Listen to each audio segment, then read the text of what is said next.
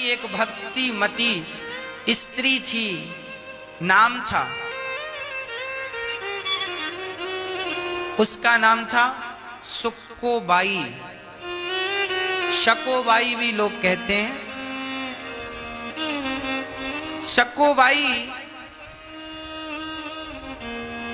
विट्ठलनाथ जी के मंदिर में रहा करती थी। उसके माता पिता कोई नहीं थे। कोई छोटी सी बच्ची लाकर विट्ठलनाथ जी के मंदिर में छोड़ गया था। उसकी माता पिता नहीं थे, रास्ते में कहीं मिल गई तो कोई आ रहा था, शक्कोबाई को लाकर विट्ठलनाथ जी के मंदिर में छोड़ गया। वो वहीं पर रहने लगी, कोई देता तो खा लेती और विट्ठलनाथ के पूरे मंदिर में झाड़ू पोंछा का काम करती थी। भगवान के बर्तन धुलती थी। पुजारियों ने कहा अब उसका नाम हो गया शक्कोबाई। सब लोग उससे बड़ा प्यार करने लगे।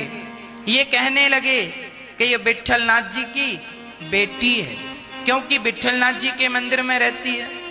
और सब पुजारी उसे इसी तरह प्यार करने लगे जैसे ये विट्ठल भगवान की बेटी है। और वो भी विट्ठल भगवान से बहुत प्यार करती है। अपना पिता कहती है, अपना भगवान कहती है।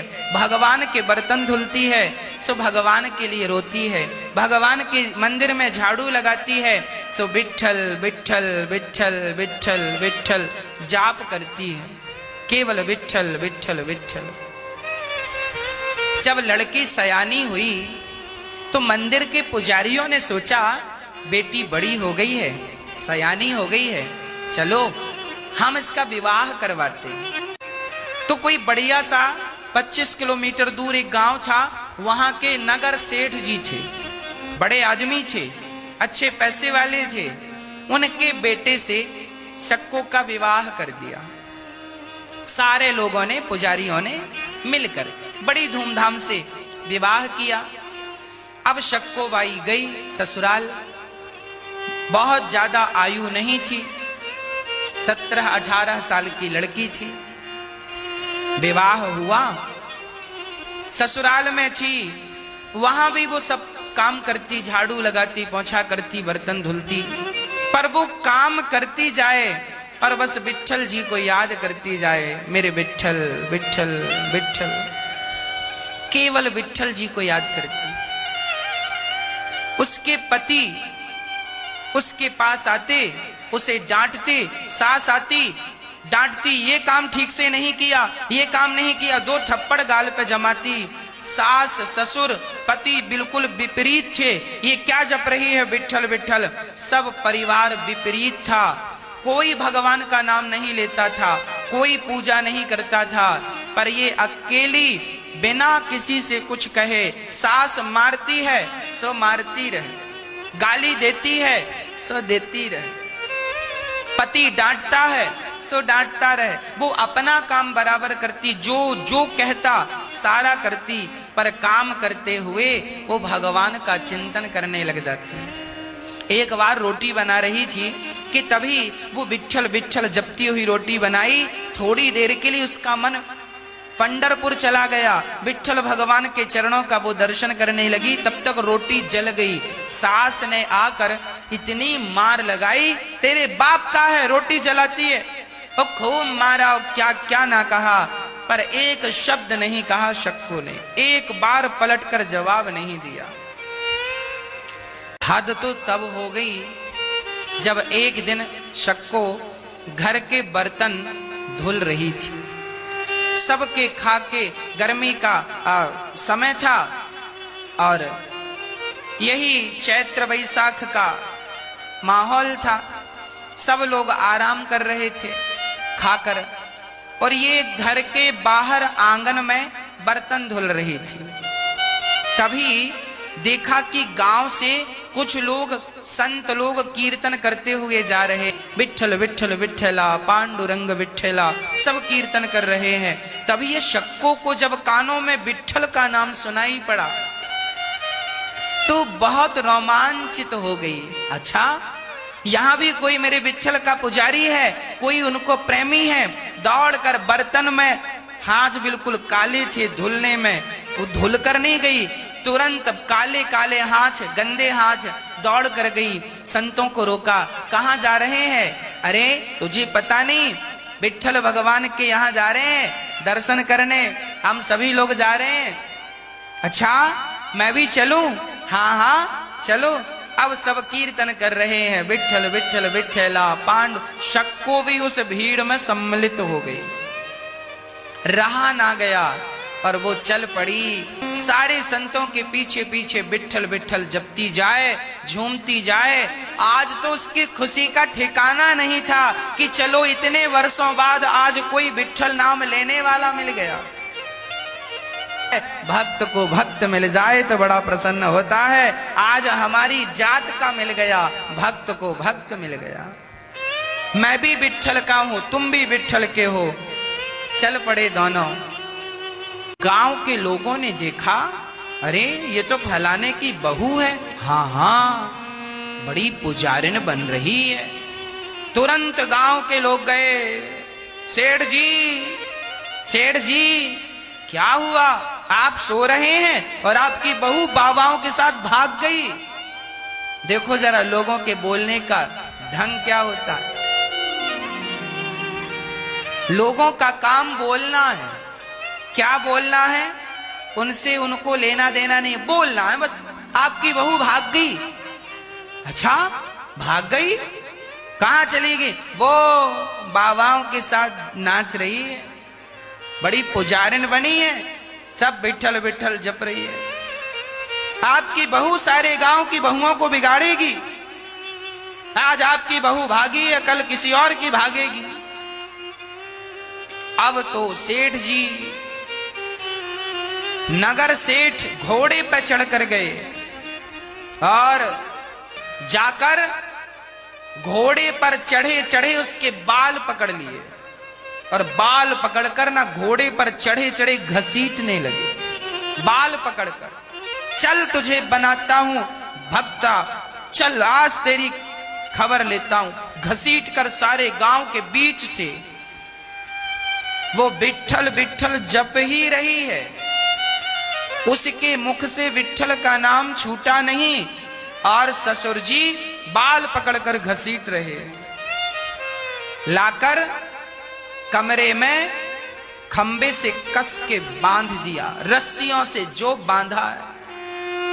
और बांध कर ससुर ने जो पिटाई की और सास ने पिटाई की और पति ने पिटाई की और जेठ ने पिटाई की और पूरा लाल कर दिया गालों को। जिससे जो बना जैसे बना खूब मारा।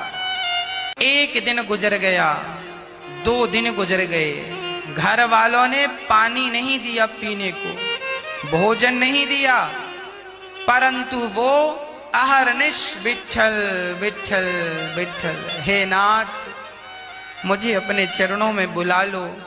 हे प्रभु, क्या दर्शन नहीं दोगे? क्या कोई अपराध हो गया है हमसे? 3 दिन हो गए थे, आज उसकी हिम्मत टूट चुकी थी। तभी सास ससुर ने दरवाजा बंद कर रखा था, ना पानी ना भोजन, कस के बांध रखा था। और वो केवल भगवान से प्रार्थना करती मन से, हे नाथ, हे विठल, क्या आपने मुझे विसार दिया? क्या अपराध किया है मैंने कि आप मेरी सुध लेते ही नहीं हैं? एक बार मुझे अपना दर्शन दे दो प्रभु, मुझे और कुछ नहीं चाहिए। आंखें तरस रही हैं, एक बार दर्शन दे दो। वो ये प्रार्थना कर रही थी कि स्वयं विठल भगवान आज उसके कमरे में प्रकट हो गए और उसे तो होश ही नहीं है। वो तो नेत्र बंद करके बस विठल विठल जप रही है दिन रात। भगवान प्रकट हो गए और भगवान ने शक्कोबाई का रूप बना लिया। जैसी साड़ी उसने पहनी थी, इसने भगवान ने पहन ली। शक्को की तरह बन गए भगवान, सारे रूप धारण कर सकते बन गए। और भगवान अपने हाथ से उसकी रस्सी खोलते हैं। खोलकर उसे बंधन से मुक्त किया और उसके शरीर में जो घाव थे उन घाव में भगवान ने मलहम लगाई और कान में कह दिया, सक्को विट्ठल से मिलना है, हाँ विट्ठल से मिलना है, एक बार दर्शन करना है, मेरी कोई चाहत नहीं है, कुछ मांगूंगी नहीं, बस एक बार आंखों को केवल दर्शन करना है। तो ठीक है, भगवान ने सक्कोबाई को पकड़कर घर से बाहर कर दिया। बोले चली जाओ, देखो लोग जा रहे हैं, जाओ।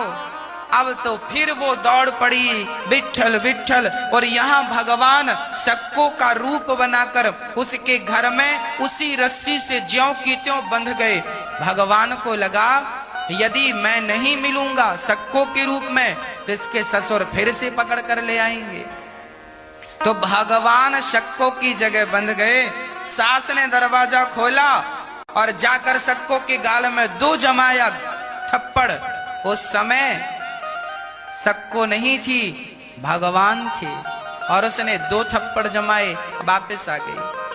थोड़ी देर बाद पति गया, उसने भी जमाया, बड़ी भगत बन रही है। और यहाँ भगवान बंधे हैं, अपने भक्त के लिए भगवान को लातें खानी पड़ती हैं। तो भगवान अपने भक्त के लिए सब कुछ सहन करते हैं, बातें भी सहन करते हैं, लातें भी सहन करते हैं। किसके लिए?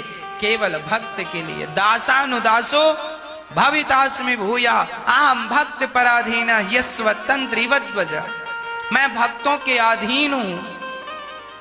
विट्ठल भगवान वो सक्कोबाई चलती चलती जैसे ही विट्ठल पंढरपुर पहुंची और वहां जैसे भगवान का दर्शन किया, उसका शरीर, उसके अंदर इतनी उत्कंठा थी विट्ठल भगवान से मिलने की। और जब उसने भगवान को रोकर पुकारा विट्ठल विट्ठल, उसका शरीर छूट गया, एक दिव्य ज्योति निकली और जाकर भगवान विट्ठल नाथ के चरणों में वो ज्योत समा गई। सक्कोबाई की समाधि बनाई गई।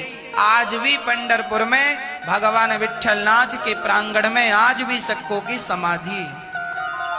जब उसके ससुर को पता चला कि तुम्हारी बहू तो पंढरपुर में प्राण त्याग चुकी है, बड़ी भक्ता थी, भगवान के लिए रोई।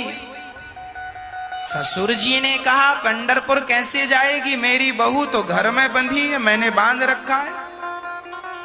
ससुर ने कहा अभी मैंने 10 मिनट पहले उसे 2 थप्पड़ जमाया है, वो इतने जल्दी कैसे पहुंचेगी। पर अब की बार जब जाकर देखा तो भगवान भी बंधन में तब तक ही थे जब तक भक्त बंधन में था। अब तो भक्त बंधन से मुक्त हुआ तो भगवान भी बंधन से मुक्त हो गए। भगवान चले गए, किसी को वहां सक्को नहीं मिली। ससुराल पक्ष के जब लोग गए, देखा ये तो हमारी बहू है, उसके शरीर में घाव के निशान भी थे। अब तो विश्वास हो गया कि भगवान भक्तों के लिए बंधन भी स्वीकार कर लेते हैं। भगवान का प्रेमी, भगवान का भक्त यदि भगवान से प्रेम करता है तो भगवान उसके लिए बंधन भी स्वीकार कर लेते हैं। और भगवान माता सक्को के लिए बंध गए। ऐसे भगवान हैं।